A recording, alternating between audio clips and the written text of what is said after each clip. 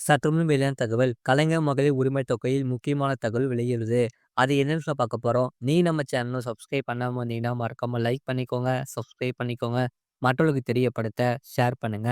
கலைஞர் மகளிர் உரிமை தொகைக்கு முன்பு விண்ணப்பித்து, அந்த விண்ணப்பங்கள் நிராகரிக்கப்பட்ட பெண்களுக்கு தற்போது மீண்டும் விண்ணப்பிக்க வாய்ப்பு வழங்கப்பட்டுள்ளது.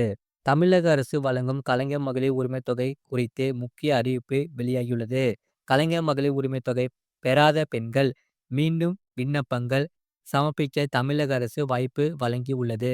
தவறான காரணங்களால் உங்களுக்கு விண்ணப்பம் நிராகரிக்கப்பட்டு இருந்தால் அந்த தவறுகளை முன்னிலைப்படுத்தி மேல்முறையீடு செய்ய உங்களுக்கு உரிமை உள்ளது. மேலும் உங்கள் விண்ணப்பம் தொடர்பான எந்த கருத்தையும் நீங்கள் பெறவில்லை என்றால் மீண்டும் விண்ணப்பிக்க உங்களுக்கு விருப்பம் உள்ளது. கூடுதலாக கலைஞர் மகளிர் தொகைக்கு இதுவரை விண்ணப்பம் சமர்ப்பிக்காத பெண்களும் விண்ணப்பிக்கலாம். அனைத்து விண்ணப்பதாரர்களும் கலைஞர் மகளிர் உரிமை தொகை பெறுவதற்கான விதிகளை நன்கு அறிந்திருப்பது மிகவும் முக்கியம். மாநில அல்லது மத்திய அரசு ஊழியர்கள், பொதுத்துறை நிறுவனங்களில் பணிபுரிவர்கள், வங்கிகள், உள்ளாட்சி அமைப்புகள் மற்றும் கூட்டுறவு சங்கங்களின் பணிபுரிபவர்கள், ஓய்வூதியம் பெறுபவர்கள், இத்திட்டத்தில் பயன்பெற தகுதியற்றவர்கள். கூடுதலாக மற்ற அரசு ஓய்வூதியதாரர்களும் இந்த திட்டத்தில் சேர்க்கப்பட மாட்டார்கள். விண்ணப்பதாரர்கள் குறைந்தபட்சம் 21 வயதுடையவராக இருக்க வேண்டும் என்று தகுதி அளவுகோல்கள் குறிப்பிடுகின்றன.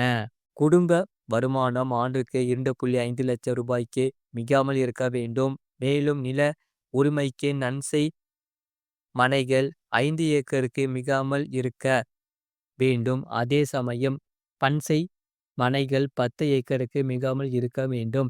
மேலும் விண்ணப்பதாரர்கள் கார்கள் உள்ளிட்ட 4 சக்கர வாகனங்கள் வைத்திருக்க கூடாது.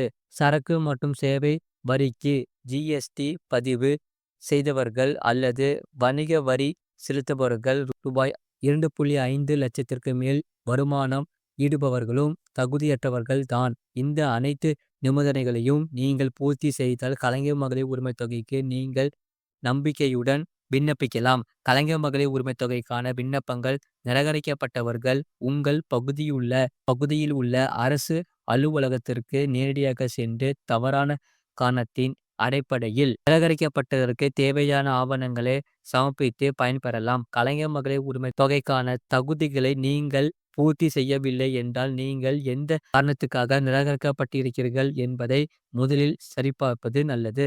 வருடாந்திர வருமான வரம்பு, ரேஷன் கார்டு மற்றும் தேவையான நிபந்தனைகளில் நீங்கள் இருக்கிறீர்களா என்பதை உறுதி செய்யவும். உங்கள் விண்ணப்பம் நிராகரிக்கப்பட்டதன் காரணம் பற்றி உங்களுக்கு தெரியவில்லை என்றால் உங்களது விண்ணப்பத்தில் ஏதேனும் பிழைகளை அடையாளம் காண முடிந்தால் தேவையான ஆவணங்களுடன் உங்கள் விண்ணப்பத்தை மீண்டும் சமர்ப்பிக்க வேண்டும். இது போன்ற செய்திகளை உடனுக்குடன் அறிந்து கொள்ள மறக்காம சேனலை சப்ஸ்கிரைப் செய்யுங்கள். மற்றவர்களுக்கு தெரியப்படுத்த ஷேர் செய்யுங்கள்.